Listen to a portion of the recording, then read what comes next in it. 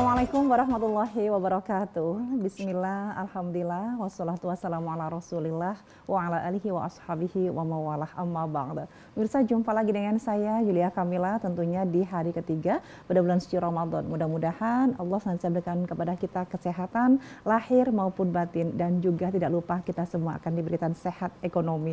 Oleh karena itu, pada kesempatan kali ini kita akan membahas sebuah tema puasa dan kesadaran diri, dan juga telah hadir di studio ada tamu saya yang luar biasa, yang sangat istimewa pada sore hari ini. Segera saya sapa usai yang satu ini.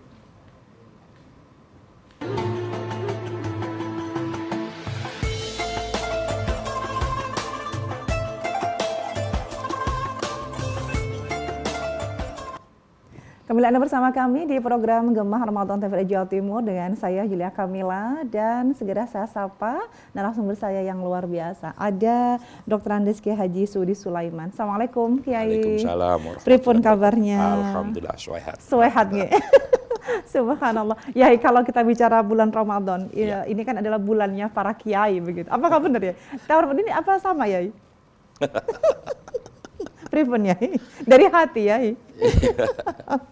Jadi begini. Inge. Kalau katanya dengan bulan Ramadan, bulannya para kiai, sebenarnya bulan kita semua. Inge. Kebetulan di bulan Ramadan aktivitas para kiai itu Inge. lebih banyak ketimbang di bulan sebelumnya. Cuman karena ada namanya nikmat dari Allah yang namanya corona, saya melihatnya itu nikmat. Iya. Subhanallah. Sehingga aktivitas itu bisa dikurangi oleh Allah. Inge. Semestinya kita hampir setiap waktu kita full punya acara di luar. Betul. Nah, sekarang dikurangi oleh Allah, disuruh konsentrasi ke dalam rumah tangga sendiri. Ya. Subhanallah, dengan baik. keluarga. Oh, baik. Inge, ya kita punya tema puasa dan kesadaran diri ya. Ini apa yang bisa diambil dari makna puasa dan kesadaran diri itu? Banyak sekali. Pertama, kita mencoba kalau kita tarik benang merah dengan yang namanya COVID-19 ini. Inge. Yang namanya as-shaumu lughatan. Puasa menurut arti bahasa atau etimologi kan al-imsak, menahan diri. Kalau ada anjuran pemerintah tentang masalah protokol kesehatan, semestinya kita maunya sih nuruti hati. Tapi untuk keselamatan bersama, untuk kesehatan kita bersama, kita pun bisa menahan diri. Betul. Jadi puasa dalam artian kalau kita kaitkan dengan interaksi dengan sosial kemasyarakatan, ada istilah menahan diri. Nabi mengatakan la dororo wala diror. Jangan sampai kedatangan kita pada satu tempat yang semestinya kita tidak boleh mendatangi itu akan bisa mendatangkan bahaya bagi orang lain. Bisa jadi kita sehat, tapi yang lainnya. Betul. Makanya salah satu di antara itu adalah kita mencoba menahan diri. Dalam hal ini kita ikuti anjuran dari pemerintah. Maunya sih, mosok gak yakin kalau Gusti Allah. Betul. Hati orang mengatakan begitu.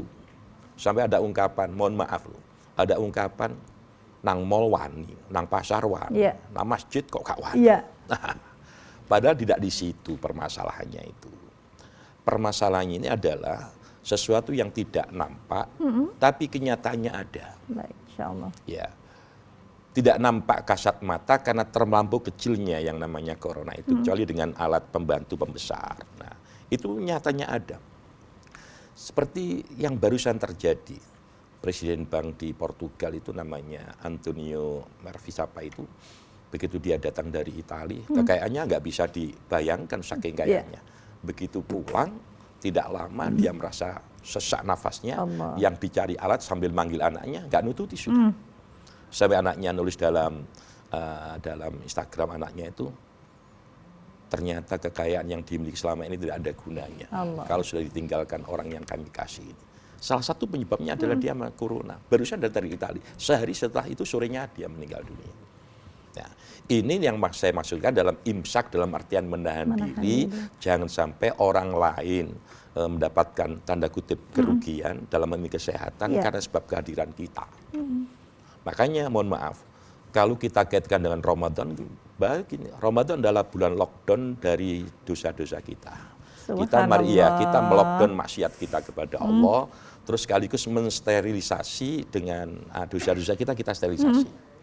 Mumpung kita pada bulan PSBB ya. Pahala saum berskala besar.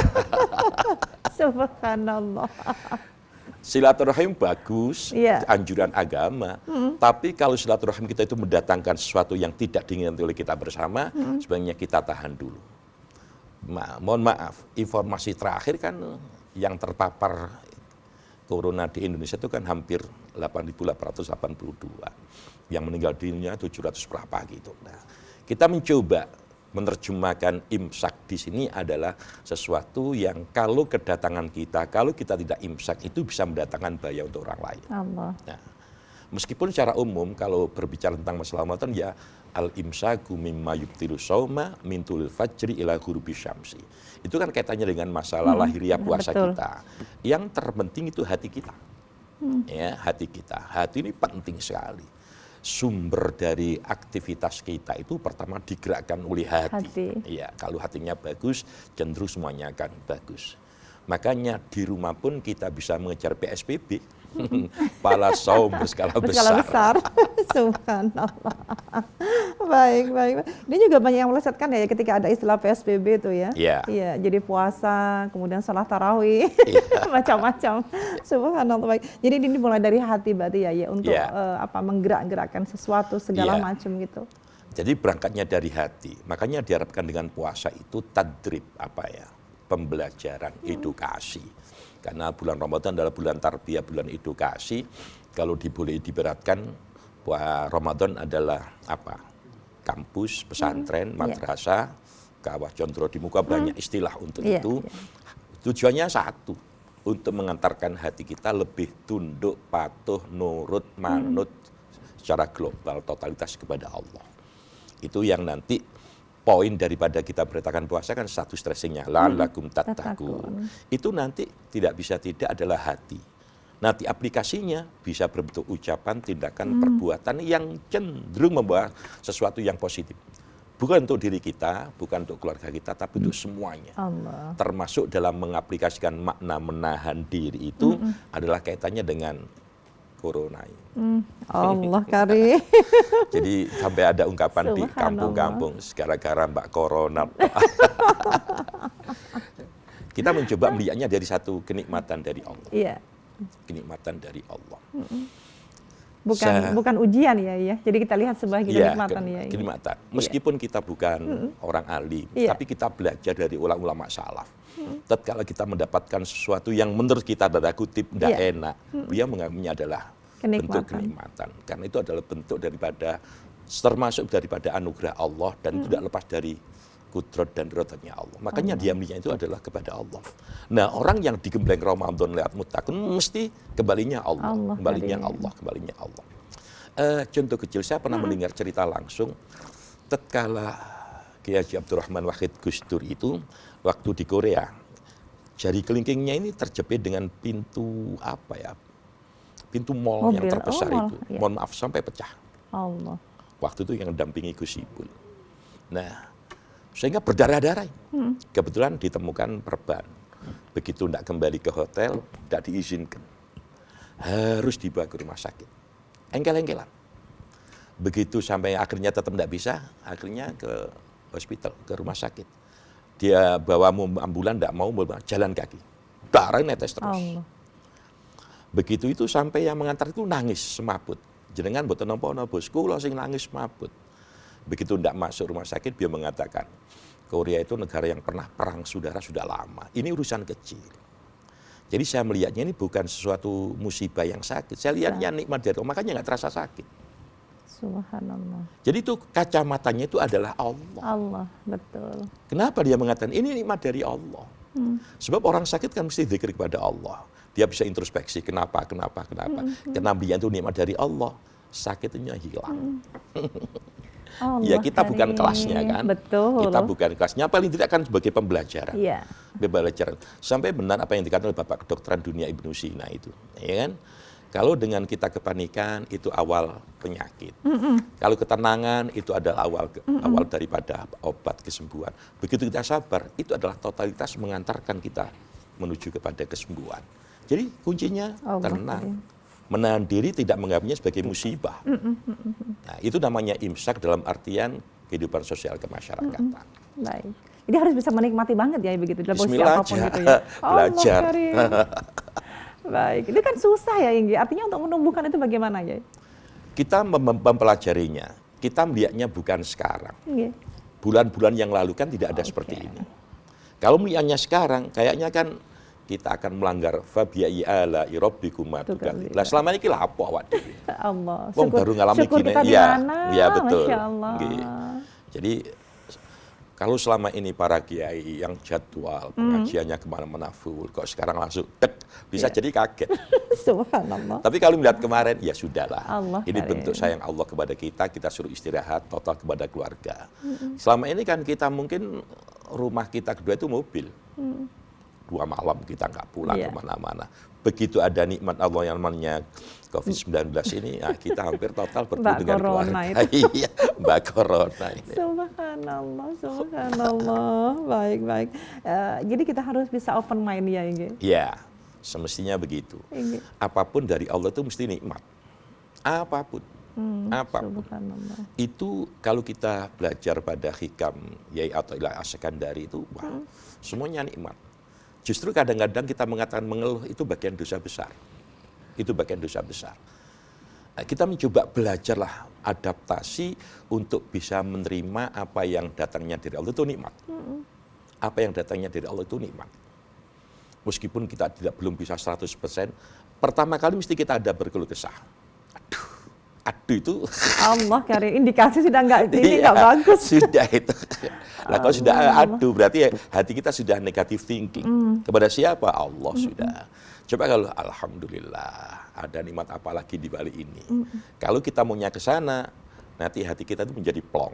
Kalau sudah menjadi plong, bahagia, tenang, kembali lagi pada imun sudah. Betul, Ada imun betul. sudah. Iya, sepakat ya, sepakat. Jadi kalau memulainya harus dari mana ya? Ketika ada nikmat, ketika ada ujian, katakanlah seperti itu. Itu mulainya dari mana? Kalau kita harus bisa enjoy menerima itu semua ya. Pertama dari kita melihat peristiwa sebelum itu terjadi. Selama ini kan nikmat terus dari Allah. Kita tidak merasa nikmat itu bahwa itu nikmat. Makanya begini, ada ungkapan begini. Kenikmatan itu baru terasa nikmat kalau kita sudah ditinggalkan nikmat. Allah karim. Gigi kita selama ini sehat. Penuh. Dan itu bagian nikmat dari Allah. Allah karim. Tidak terasa itu nikmat. Baru kalau sudah ditinggalkan sehatnya gigi terasa. Tidak kena untuk loro ada. Kerungu black lukur. Oh perawe. Nggak terasa bahwa itu nikmat dari Allah. Baru terasa kalau begini. Lah selama belum ada corona kan kenikmatan terus yang bertubi-tubi. Baru ada begini koyok-koyok entek dunia itu. Allah. Ya, belajarnya dari sana. Baru nanti ke depan, alhamdulillah. Saya pun juga menuju ke sana belajar. Saya nikmati betul kok ini. Sehingga kalau selama ini kita tidak bisa istiqomah membaca Al-Quran, mungkin dengan ini kita bisa istiqomah. Betul. Kalau Ramadan kemarin kita cuma sekali, 2 kali, 30 juz, mungkin ini bisa tambah. Jadi pokoknya mengalirnya kepada positif menuju ridho Allah. Menahan sesuatu yang kan ada ungkapan begini. Min islamil mar'i tarkuhu malayan. Salah satu kesempurnaan iman keislaman seorang itu meninggalkan sesuatu yang tidak ada berdampak positif, tanda kutip.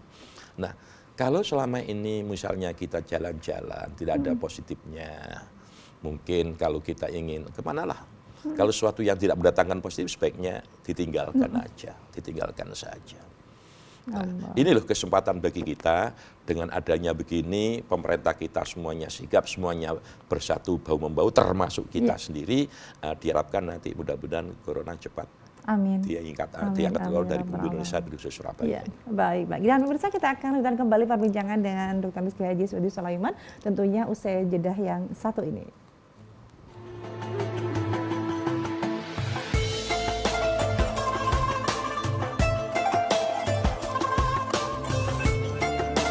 Terima kasih pemirsa, kembali Anda bersama kami di program Gemah Ramadan TVRI Jawa Timur dengan saya Yulia Kamila, dan Anda bisa interaktif dengan kami melalui nomor telepon 031 5678 216. Kita punya tema puasa dan kesadaran diri. Buruan segera kami tunggu di 031 5678 216. Temanya puasa dan kesadaran diri. Baik Pak Kiai, tadi disinggung bahwa sumber dari kesadaran itu adalah hati begitu. Persoalannya adalah ketika hati itu kan mudah terbolak-balik Kiai. Jangan dijawab dulu, kita terima telepon dulu.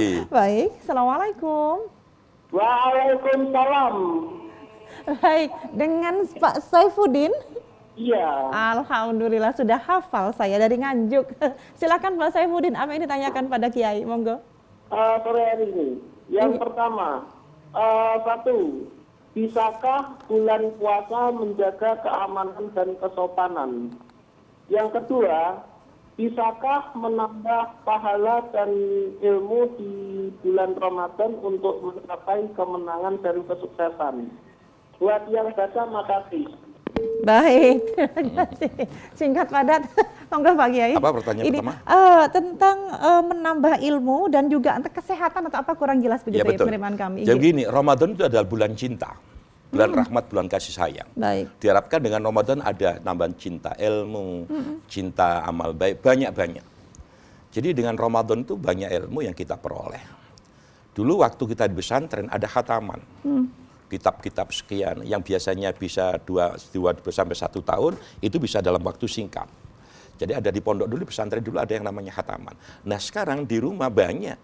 Kalau kita nyetel TV kita, minimal sore seperti TVRI Jawa Timur, ada ilmu di sana. Ada ilmu. Kalau berbicara tentang pahala, nggak usah dibahas. Ramadan pusatnya. Pusatnya pahala itu justru pada bulan Ramadan. Makanya saya katakan PSBB ini kan pahala som berskala besar. Jadi Pak Saifuddin banyak pahala. Dimanapun banyak pahala, tidak harus di masjid, di rumah pun juga banyak pahala. Betul. Dengan melihat TV Jawa TVRI ini dalam rangka nawaitu thalabul ilmi, ridha Allah juga pahala. Sampai detekan jantung, dengusan nafas orang yang duduk di majelis taklim, itu pun juga bermakna ibadah, berpahala di hadapan Allah. Makanya start utama itu adalah nawaitunya.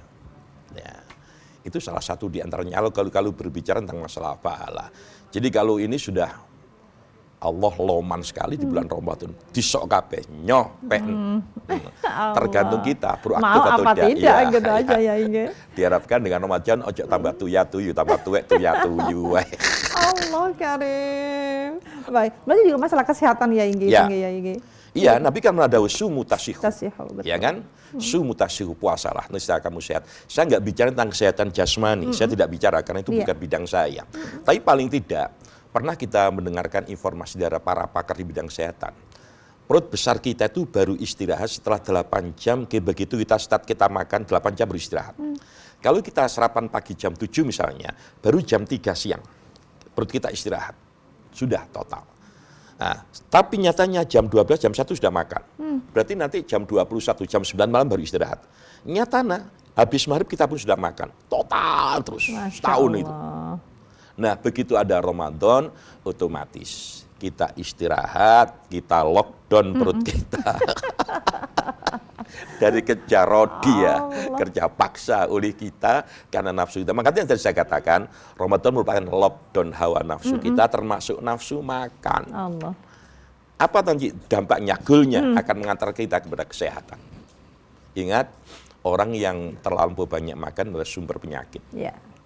Salah satu solusinya puasa, sumu tasih. Nah, itu dalam segi kesehatan jasmani. Nah, sekarang rohani itu penting.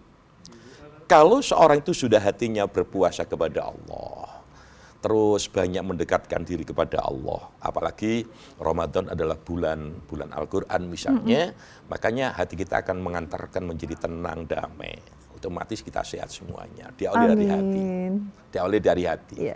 Orang sakit kalau mengeluh sakit, wis tambah double, wis loro mengeluh double. Coba kalau sakit itu diawali dengan niru para ulama salaf, alhamdulillah, ditambah mana nikmat oleh Allah. Justru salah satu aulia ilah, saya lupa namanya, kalau nggak sakit berharap, ya Allah kapan saya sakit? Subhanallah. Kapan saya sakit?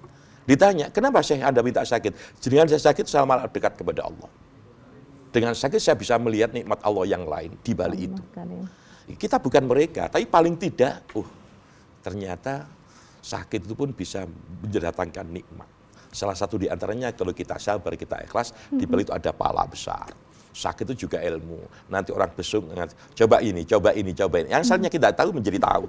Allah karim. Jadi semuanya itu tergantung nawaitu kita kepada Allah. Betul. Intinya diharapkan dengan Ramadan, kalau kita husnuzon positif tinggi kepada Allah, semuanya akan jadi baik.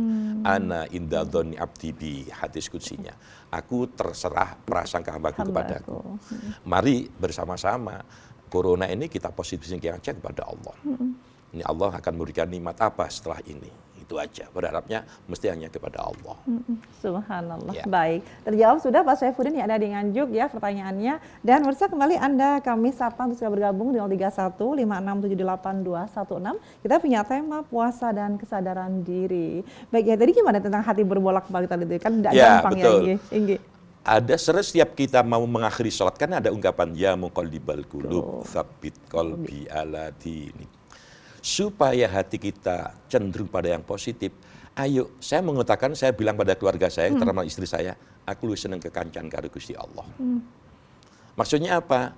Kalau selama ini mata kita lihat tayangan TV, aduh sudah terlampau sering ambil wudhu, kita baca Al-Quran, niat mengharapkan kekancan karo Allah. Di situ datang yang namanya ketenangan.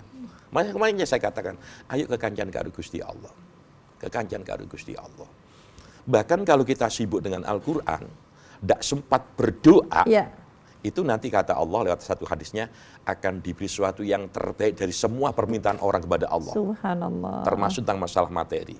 Sudahlah, bismillah. Bismillah. Baik. Tadi untuk efek dari ketika bicara hati, itu kan ngefek ke perilaku kita, ke ucapan kita ya. Ini sejauh mana ini ya? Ya, kalau muasalah hati kita kepada Allah itu bagus. Tentunya kalau diibaratkan itu getaran resonansi, getaran kita kepada Allah bagus, nanti efeknya pun akan berdampak positif. Karena barometernya itu Allah. Ridho nggak Allah saya melakukan begini, ridho nggak Allah saya melakukan begini. Ya, makanya kalau yang muqallibal qulubnya itu pas menuju kepada Allah, ya, muasalahnya kepada Allah, semuanya akan berdampak positif. Allah. Baik, terima kasih dulu ya. Ya. Assalamualaikum. Waalaikumsalam. Dengan siapa di mana? Ya. Dengan Pak Rizky Mojokerto, Bu. Pak Rizky di Mojokerto, silakan Pak Rizky, apa yang disampaikan? Ya. Terima kasih Pak Profesor. Bagaimana cara kita di dalam mencegah atau mengendalikan diri tadi dengan istilah niatan yang baik. Tetapi mohon maaf Pak Kiai, kadang-kadang kita ini masih dihantui perasaan yang tidak pas. Bagaimana cara untuk mengatasi kami dari pribadi yang niatan baik, tetapi kadang-kadang kita itu kurang baik, supaya kita bisa terjaga dan bisa mengendalikan diri. Terima kasih ya Yai. Baik, terima kasih. Ini kalau boleh saya simpulkan, jangan-jangan begitu ya, ya. Anunya kata-kata jangan-jangan begitu ya, pripun ya. Begini, dalam hati itu ada istilah niat. Qasdu syai'i muqtarinan bi fi'lih. Kalau niat kita sudah positif baik, ada musuh kita yang nggak senang, setan. Selalu kita diganggu. Misalnya ya, aku tak sedekah rek. Ya. Belum berangkat, sojok, podo butone, hati terus begitu. Ini kalau harus kita itu kenceng, lihat saja Allah. Kalau kita sedekah pasti akan dilipat ganda oleh Allah. Yakinnya harus ke sana. Perangi diri kita. Makanya Ramadan dalam rangka musuh kita itu biar apa? Sebab kalau ada seorang tidak melakukan sesuatu yang perbuatan yang baik, setan nggak suka. Maunya, saya tak meletakkan buka bersama di masjid. Jangan, awakmu sih butuh. Ojo-ojo mari ki lockdown, barang-barang angel golek aneh, kon dhewe ae. Nggak jadi. Padahal kalau kita melihat Allah, coba kurang apa yang namanya Sayyidatuna Maryam. Tatkala diberi makanan oleh Nabi Zakaria, anna laki hada. Dari mana ini? Dia mengatakan dari Allah. Allah memberikan rezeki tidak pakai perhitungan matematik manusia. Kenapa? Maryam ada di mihrabnya, konsentrasi penuh kepada Allah, hanya ibadah dan baca kitab suci waktu itu. Waktu itu masih Taurat karena Injil belum. Nah, itu dibaca. Semestinya kirimannya itu loh, sampai Nabi Zakaria ada heran, tekondi. Ada yang namanya anggur masih segar, ada rutop kurma masih segar. Anna laki hada, dari mana? Teko Allah. Subhanallah. Pintunya nggak ada yang buka sama sekali. Allah karim. Nah, kalau kita sudah nawa itu baik, terus pegang itu. Setan nggak suka itu. Niat saja sudah catat baik, kalau diaplikasikan minimal lipat Tambah. gandanya 10. Kalau Ramadan sampai batasan nggak ada yang tahu kecuali Allah. Nah, kalau kita nggak memerangi diri mesti gagal. Itu termasuk challenge gangguannya itu. Kenapa? Setan nggak suka sih kalau kita melakukan sesuatu yang baik. Nawa itu beliau sudah bismillah, gak usah kesuwen. Bagaimana dengan nyali sudah lah ada dekat duit Gusti Allah. Janji Allah nggak pernah ingkar. Allah nggak pernah dusta. Innaka la tukhliful mi'ad. Jadi kalau kebaikan pasti dilipat gandakan oleh Allah. Nggak usah nunda-nunda Nggak usah. Sebaiknya begitu. Cuman kadang-kadang gangguan mungkin dari anak kita, dari istri kita. Kanu. Padahal Ya Allah. 80% keputusan rumah tangga itu pada istri. Halo? Yang perempuan-perempuan. Iya, yang perempuan-perempuan. Harus menyimak Halo? 80% keputusan dalam rumah tangga itu mesti istri yang menentukan. Allah. Ini survei ini. Ojo akeh-akeh. Pengalaman kayaknya ya ini. Ya enggak, saya baca-baca lah. Baik. Masya Allah. Baik. Jadi ini kalau kita bicara ada hubungannya dengan hati tadi ya, Iya. berarti ya ini ya untuk menggerakkan begitu. Kalau ketika sudah niat baik, sudahlah jangan usah ditunda-tunda lagi, Iya. buruan aja, ngaten Kiai. Semestinya begitu. Dan seharusnya. Karena apa? Kebaikan itu kalau sudah tertunda, bisa nggak jadi. Betul. Kenapa? Setan nggak suka sih. Orang melakukan baik itu setan nggak suka. Nah kalau melakukan, mereka mencari cara supaya rusak itu. Wah, niat sum'ah, Allah. niat riya, supaya batal Iya. semuanya. Semua batal semuanya di hadapan Allah. Makanya kalau kita mengharapkan pujian manusia percuma, nggak ada apa-apanya. Kita mencoba belajar, dilem gak kesenangan, dilem Iya. gak mangkel. Belajar. Iya. Ya. Susah itu ya. Bisa. Ngaten, Kiai. Susah Pripun, tapi bisa pripun, tapi pripun, susah. pripun, Kiai? Jadi begini, dilokno lho, dulu waktu kita masih anak-anak, itu mesti kan tukaran sak dulur. Iya. Aku dilokno elek-elek, Iya. lapor kepada mak kita. Apa jabe? Wong dilokno gak kalong, kalong, lapo kon iya. mangkel iku. Ya sudah kan. Ya Selesai. sudah, baru dari situ selesai. Lapo dilokno gak kalong ya lapo. Ngelem-ngelem oleh opo pengalaman namu. Nanti di Allah hadapan Allah tidak ada apa-apa. Ya biasa Karim. saja. Bahkan kalau kita menjawabkan alhamdulillah, kenapa diterjemahkan segala puji? Iya. Ternyata ada puji kodim ala kodim, puji khutus ala kodim, puji kodim ala khutus. Kalau kita dipuji manusia, berarti kita akan memuji Allah.